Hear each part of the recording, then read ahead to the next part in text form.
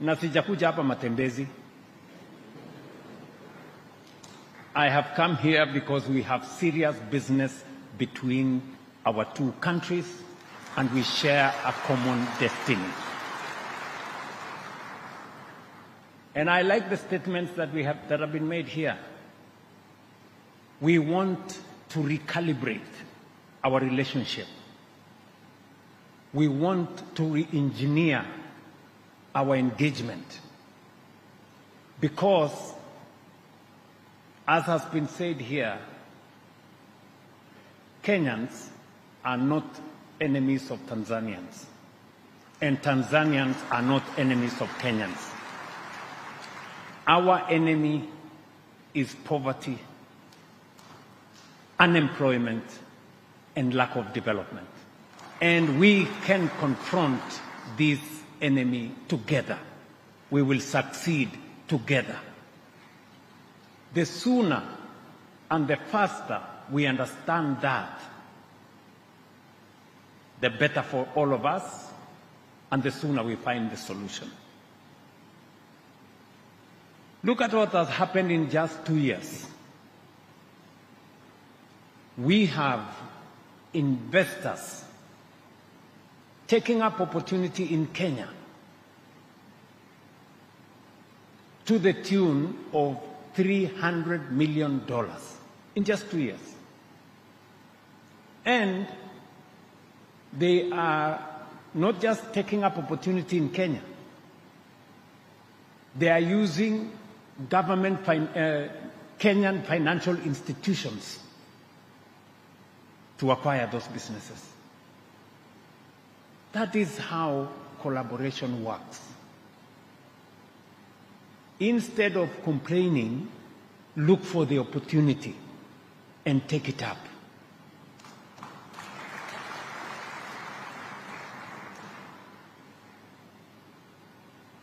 Let me give you an example.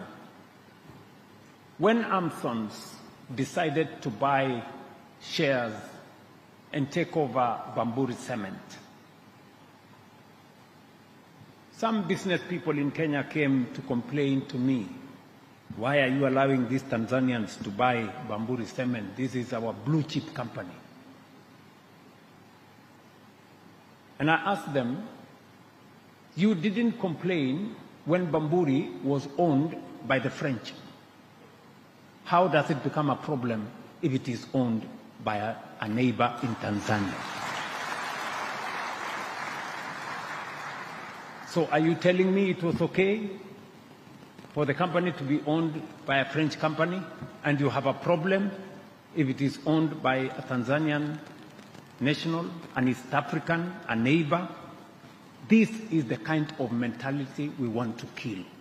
We want to make sure that what is Tanzanian is Kenyan, and what is Kenyan is Tanzanian. Ninyi mnanielewa?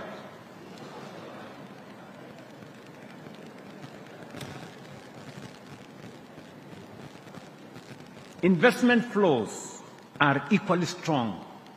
Kenyan investments in Tanzania now exceed $1.7 billion, spanning financial services, manufacturing, telecommunication, and retail, while also positioning Kenya as a dependable source of industrial input for Tanzania.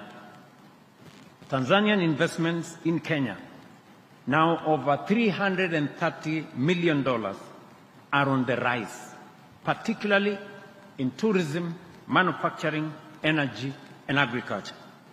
Together, these investments are driving job creation, facilitating skills transfer, and strengthening industrial capacity in both countries. Beyond trade and capital, our people remain the backbone of this partnership. The free movement of people, labor, services, and capital continues to unlock innovation, enterprise, and shared opportunity. Despite this progress, we must acknowledge that we are still underperforming relative to our full potential. The gap lies not in ambition, but in execution. Persistent non-tariff barriers, including delays at our borders, non-harmonized standards, and restricted market access, continue to impose real costs on our business. And I am very happy that today my sister President Samia Suluhu and I have agreed and given instructions and goodwill from the highest levels of government to our officials that all the remaining non-tariff barriers, and we have counted them, they are about 20, they should be worked out and agreed before the end of this month of May.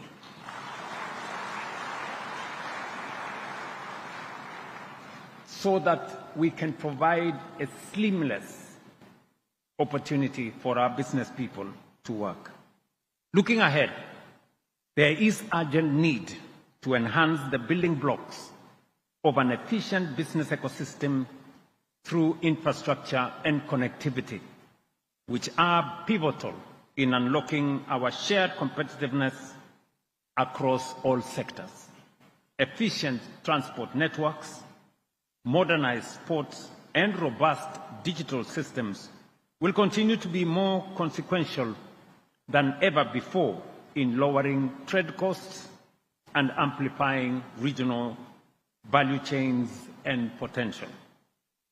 Ladies and gentlemen, first, we must strengthen the physical backbone of our integration from the seamless linkage of our standard gauge railways to greater complementarity between the ports of Mombasa and Dar es Salaam, and the transformative 400-kilowatt Kenya-Tanzania power interconnector is such one example. These are critical infrastructure projects that will drive economic growth and deepen our regional integration. Just for your information, the gas pipeline between Tanzania and the port of Mombasa, we signed off today for a feasibility to be undertaken and the necessary construction to be done so that we can connect the gas fields that you have here in Tanzania to Mombasa for us to get gas from this country and use it in Kenya to power our development. So I am sure Taifa Gas, Lake Gas, and all the other investors from Tanzania in our gas ecosystem, we have now sanctioned our two ministers to proceed with the necessary details for us to get that into action. The power interconnector alone, spanning over 500 kilometers, has synchronized our electricity grids and unlocked opportunities for expanded regional power trade. Reliable and affordable energy is the fuel that drives industrialization, and this project speaks to what coordinated regional action can achieve. Second, we must build a seamless financial and digital ecosystem. Our banks are already regional champions. Our mobile money platforms are global benchmarks.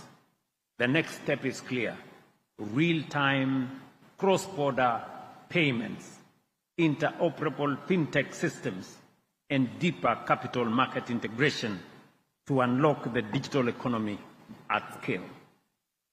I am looking forward to having a conversation on how we can finally actualize the mobile one area network.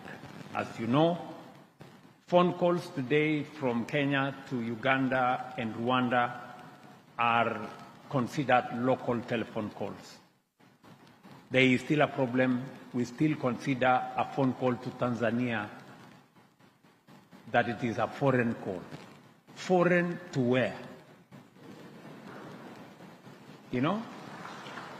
Really, the people in that space, our investors in the mobile space between Kenya, Tanzania, and Uganda, including Rwanda, we should harmonize that space. We want a telephone call from Kenya to Tanzania to be local. We want a telephone call from Tanzania to Kenya to be a local call, because we are one people. Third, we must industrialize at scale together. Tanzania's strength in raw materials and natural resources, combined with Kenya's financial ecosystem, represents a powerful competitive advantage. Together, we can build integrated value chains in agriculture, pharmaceuticals, construction materials, and much, much more. And fourth, we must empower the private sector to lead. Government's role is to de-risk, enable, and accelerate. Your role as business leaders is to invest, innovate, and integrate.